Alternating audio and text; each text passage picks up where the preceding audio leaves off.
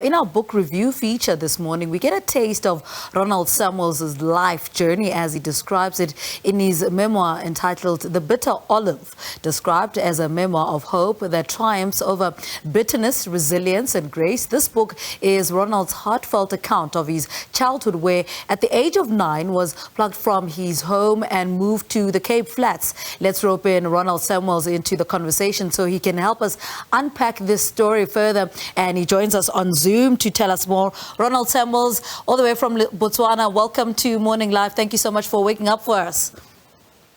Lebo, good morning, and good morning to the listeners, and thank you for having me. I mean, let's start with a brief outline of what the book is about and what sparked the idea for you to share your life story and journey with your readers. Lebo, thank you. You know, the book really, or the thought started, as you say, what sparked it. It was about 32 years ago. I was 21 years old. I was looking for my biological parents. And I remember having a discussion with Dr. Berman at the child adoption agency in Claremont.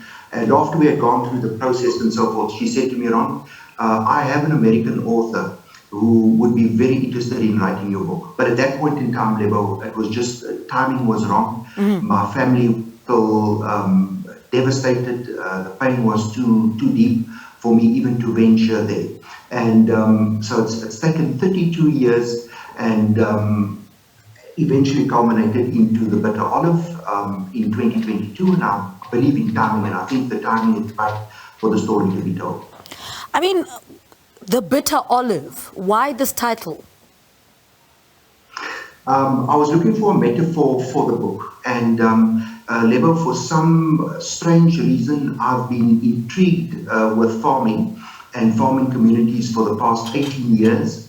And one of the farms that I had over the years, I was privileged to own Olive Grove Guest Farm just outside Beaufort West. And really, in terms of the metaphor, if you look at olives, it's a beautiful fruit, it's fleshy, it's inspiring to pick off the tree and eat it, but it's totally unedible in its raw form.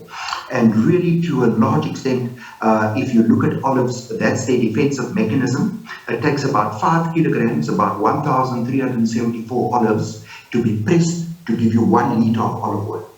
And so whilst it's a terribly bitter product, when it goes through the process, it becomes fit for kings. It's a delicacy. The table olives that we enjoy on our table takes about a year of curing. That's what we do as farmers. So it's really a arduous, long, difficult process. And I thought that was a beautiful metaphor for my book. I'm a simple guy. I like a simple message.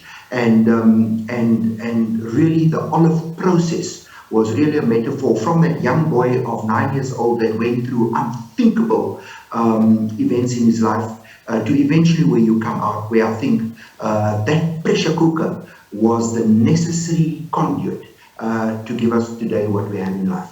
So now you arrive in the Western Cape and now you experience segregation, you know, firsthand as you're now reclassified as colored. Speak to us more about the experience.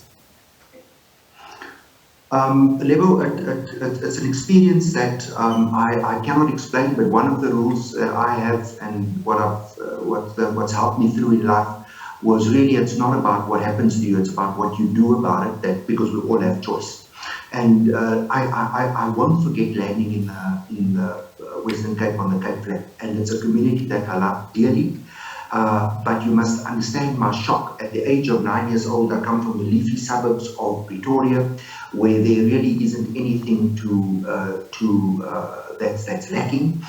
And I get to the Cape Flats, and I remember, Lebo, I can't describe to you, I've never seen the amount of sand. What stands in my mind at 53 years old today is that first sight of that sand.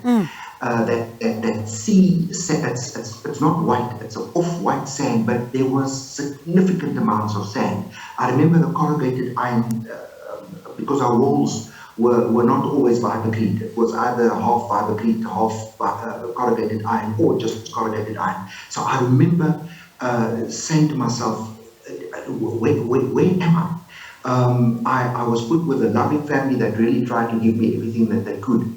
But Lebo, At 9 years old, as much as people try and explain to you and so forth, I think it's very difficult to fathom. As a matter of fact, when I landed in the Western Cape, I thought that I was going on holiday. Despite the fact that later on Mom explained to me that this was a process that we spoke through and so forth. At 9 years old, I say that's when my childhood ended, and that's when this pressure cooker, or let's say process, if we use the metaphor of the olive, that's when my process started. There were some very hard lessons that I learned at 9, and that was the start of the journey through this molding process.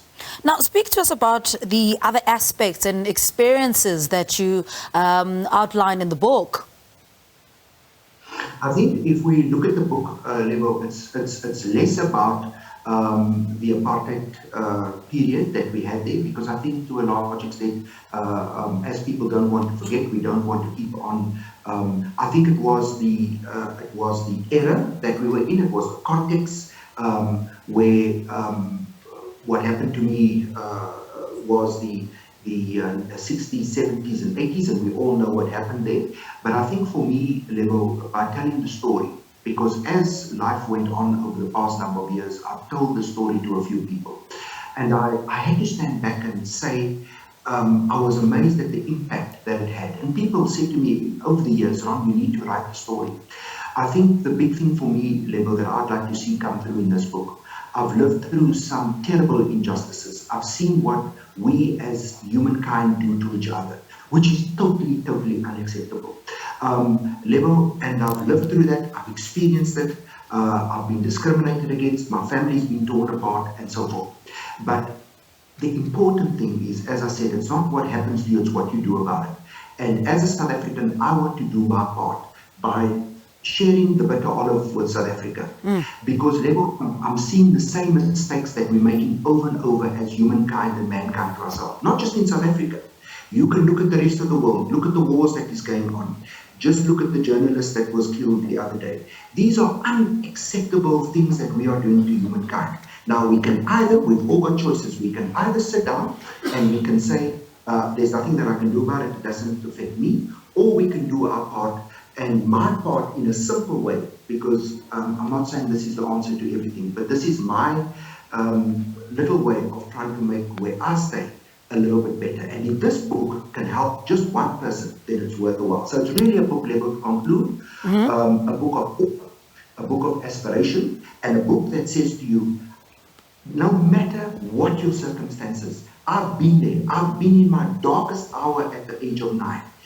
It doesn't matter what your education is, doesn't matter what your background is, you can make it. All you need to do is put one foot in front of the other foot and move on. All right, Ronald Samuels, thank you so much for talking to us. Your book is amazing. Thank you so much. Ronald Samuels is our guest author this morning, and was in conversation with him about his latest book titled The Bitter Olive.